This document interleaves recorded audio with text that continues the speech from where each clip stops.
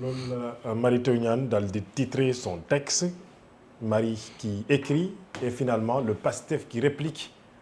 analyse de Fatou Abdou Ndiaye. waaw une sortie de Mary Teuw Niane boo xam ne wala texte boo xamante ne dafa susciter pas mal de réactions c'est-à-dire une sortie de Mary Teuw Niane suivie d'Abdourahmane Diouf et d'autres personnes comme des sorties coordonnées et des réponses coordonnées loolu la ñu servir ci week-end bi ci réewu Sénégal boo xamante ne on mérite mieux que ce plat que nous servent les hommes politiques aujourd'hui et man je pense que ce n'est même pas stratégique pour PASTEF de répondre à chaque poste bu ko ñeneen defoon ma ne également ce n'est pas stratégique ban njariñ la am ban sens la am le PASTEF a fait une tournée dem Daara Jolof avec une forte mobilisation qui semble même battre le record ci jamono yii ci li nga xam ne mooy mobilisation yi am récemment ndax la mbooloo ma nga xam ne ñoom ñoo fa daje jóge ci diwaan bu toll ne Jolof ak li ko wër ñëw daje ak yow déjà c'est un pas boo xam ne def nga ko pour la massification encore de plus nga war a occuper l'actualité moo tax ma ne bataille médiatique la tey ce matin on parle de la mobilisation de PASTEF à côté on parle des sorties de Mary Teuw Niane des sorties d'Abdourahmane Diouf et même le communiqué de Kiraay qui veut aussi être au cœur de l'actualité pour que altine bu ñu xëyee la presse en parle c'est ça en fait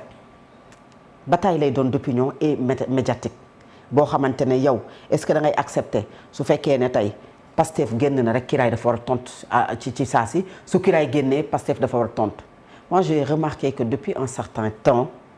Ousmane Sonko semble mettre de l'eau ci li nga xam ne mooy bisaabam il n'attaque plus on l'attaque il semble riposter mais même au ripostam sax du tolloo ci proportion attaques yi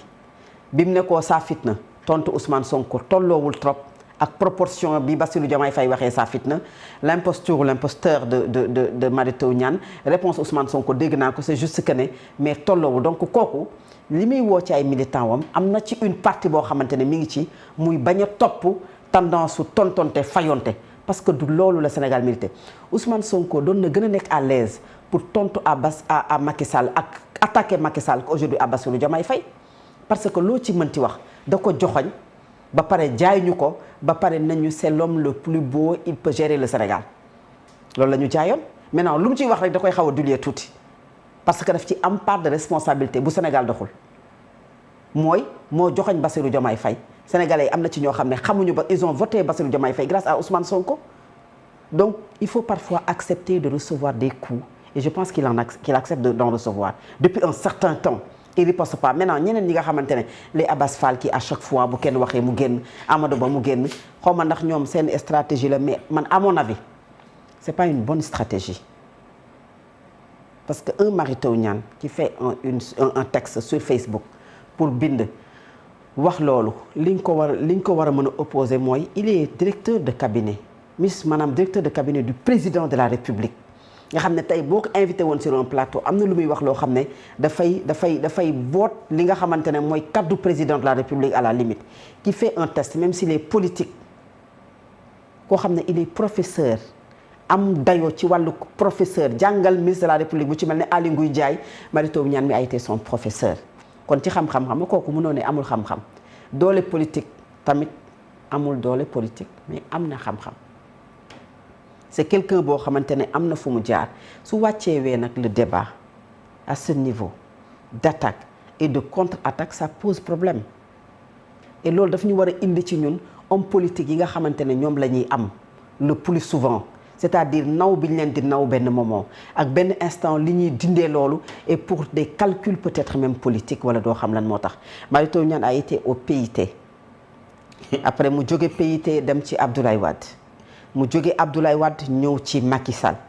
mu jóge ci Macky Sall ñëw ci Ousmane Sonko ci diggante bi mu nekkee ak Ousmane Sonko génnaat na ci ak ànd ak Ousmane Sonko parce que quand je dis ak Ousmane Sonko mooy il le défendait à travers des posts comme ni mu def ni tey en attaquant benn moment def na benn poste pour attaquer Ousmane Sonko et c'est Bassirou Diomaye Faye moom moo dem répondre à Mary Teuw Niane entre-temps juboo am diggante bi neexaat mu allié wu ak Ousmane Sonko bu ñu fàtte ne le 8 bi passé novembre le Terra Meeting bi amoon il a failli que son parti dem allié wu ak le parti Pastef d'Ousmane Sonko. Après le fait que mu présent ci meeting boobu dafa am yu mu indi woon même au palais de la République et autres yi nga xam ne mooy entourage bi nga xam ne mooy entourage Bassirou Diomaye Faye. Pourquoi en tant que directeur de cabinet mu dem assister au meeting de Ousmane Sonko. Après qu'est-ce qui s'est passé loolu la ñu war a laajte lan moo xew ci diggante bi lan moo indi aujourd'hui cette attaque bi nga xamante ne am na ak song bi nga xam ne song na ko. À ma connaissance gisuma ces derniers temps benn yoon boo xamante ne Pastef a attaqué Mary Teuw Niane gisuma ci sama xalaat benn yoon boo xam ne Ousmane Sonko yëkkati na kàddu attaqué ko moom mën naa juuma ci li ma noté laa bëgg a wax. Donc lan moo expliqué loolu aujourd'hui après Ousmane Sonko il y a séparation moom mu dem ci Bassirou Diomaye Faye. C'est un choix politique qu'il a assumé mais waruñu woon a wàcce xam nga lu tax ñoom kenn mënu leen tolérer loolu chaque jour ma wax ko fii dama ne Anta Babacar Ngom si elle passe tout un week-end à faire le tour de la banlieue kenn du ko reprocher quoi que ce soit de même que Papa Djibril Fall ou quelqu'un d'autre de l'opposition mais ñoom ñi nga xamante ne aujourd'hui ñoom ñoo nekk à la tête de ce pays jor ay banqaas nekk soit ministre de la République directeur de cabinet maanaam Alamine certes ay politiciens lañ ils ont des partis politiques mais s'ils passent tout leur temps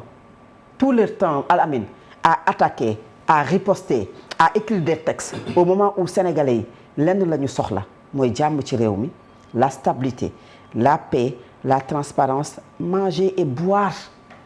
réew la boo xamante ne dañu am jafe-jafe nee nañu ci koom. Le débat aujourd'hui bu ñu doon xaar un homme de sa trempe un professeur man mu am respect je le dis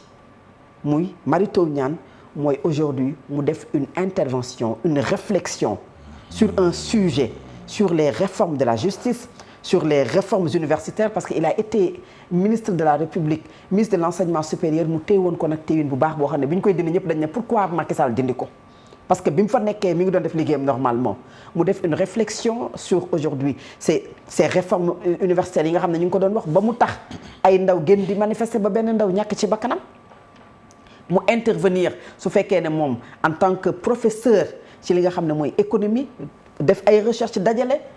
mais écrire tout un texte pendant tout un week-end et ça nous prend en haleine ñun ñëpp fële Pastef tontu Amadou Ba jóge fële Abass Fall jóge ñu téye nit ñi moment boo xamante ne li ngeen di wax chaque jour man de du ma tàyyi di ko répéter intéressé wul en quelque sorte ana intellectuels yi ak ñi nekk sur les réseaux sociaux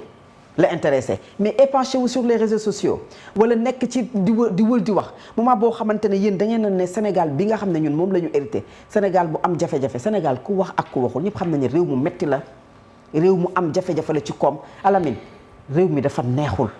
réew mi kelkeliwul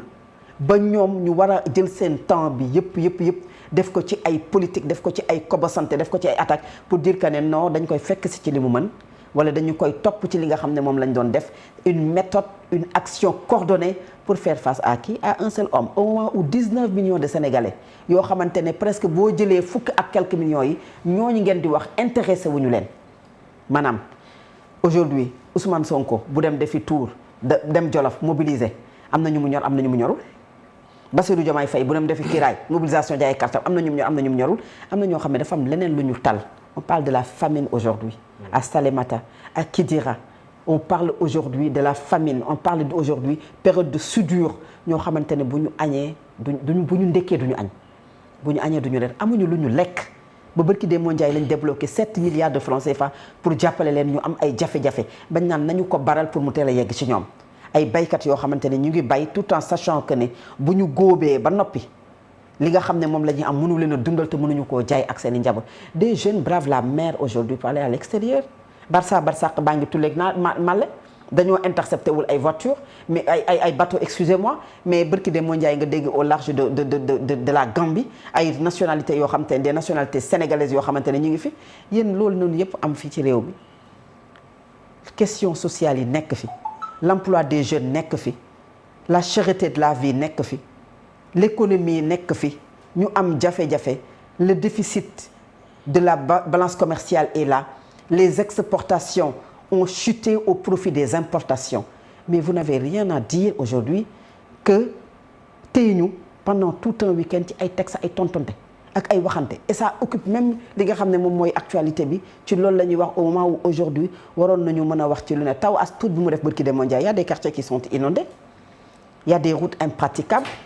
y a des zones yoo xamante ne dañoo dindi seen ay canaux daanaka ndox mi di fa jaar ndox mu salte meeg mu tilim mi àndandoo ak ñoom y a de l'insécurité dans ce pays à la mine manque d'éclairage public dans plusieurs localités tey ci réewu Sénégal booy génn fajar da ngay tiit nooy génne sa buntu kër ba dem sa bërëbu liggéeyukaay bërki de moo njaay nga gis la police dem def descente am feroog la ñuy wax fii la mendicité bi nga xamante ne ñu mu bëri ci Sénégal salte gi nekk ci biir Ndakaaru et autres ils n'ont rien à faire ils n'ont rien à nous servir que tout le temps indi ñu ci débat boo xamante ne politique on ne peut pas les empêcher de faire de la politique mënoo empêcher tey Pastef na ko demal parce que il est dans l'opposition mu dem massifier dem wuti ay nit même Kiraay qui est dans le pouvoir mënoo ko empêcher moo day organiser un événement wala day jaay ay kartam mais qui ne pollue pas le débat public wàccee ko ci ay niveau yoo xamante ne bind réfléchir wax li nga wax lépp te li nga wax yëpp ay xaste la maanaam de la première ligne à la dernière ligne lépp ay xaste la ku ko ci mënti def que ça soit du côté du pouvoir et de l'opposition le Sénégal ne mérite pas ça Sénégal dafa jóge ci ay sëkkal yoo xamante ne jàppoon naa ne su may wax man yenn nit yi dañu war a relever le débat public man dama ci boole woon Mary Teuw Niane et malheureusement Assemblée nationale tey dinañu ubbi session extraordinaire càmbar ay projet ak ay proposition de loi yu bëri yoo xam ne daanaka wax nañu ko fii ayu bés bi ñu génn Alaaji Mansour waaye fi ñuy taxaw mooy fii yéenikaay bii di Point Actu daal di